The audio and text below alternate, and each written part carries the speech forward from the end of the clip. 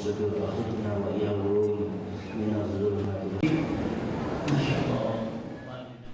Inilah calon jamaah haji asal Kabupaten Tulungagung yang siap diberangkatkan ke Asrama Haji Sukolilo Surabaya menuju ke Tanah Suci Mekah.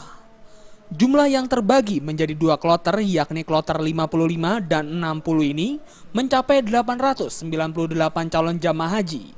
Sejenak para jamaah haji ini menggelar doa bersama agar dalam perjalanan nanti diberi kelancaran dan keselamatan.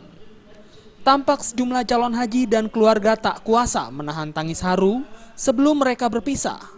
Menurut Muhtarom, Ketua Kelompok Bimbingan Ibadah Haji KBIH Rohmatul Ummah, menyusul adanya musibah jatuhnya kren yang menewaskan ratusan jamaah haji di Masjidil Haram, beberapa hari yang lalu para jamaah haji asal Tulungagung diharapkan tidak khawatir dan takut untuk menjalankan ibadah haji. Diharapkan para calon jamaah haji menata niat dalam menjalankan rukun Islam kelima ini.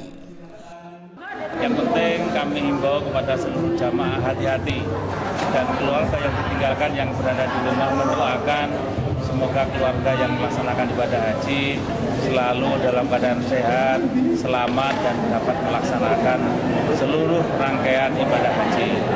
Saya kira itu yang paling penting, dan yang paling penting lagi saling tolong-menolong antara satu teman dengan teman yang lain sesama calon jemaah haji.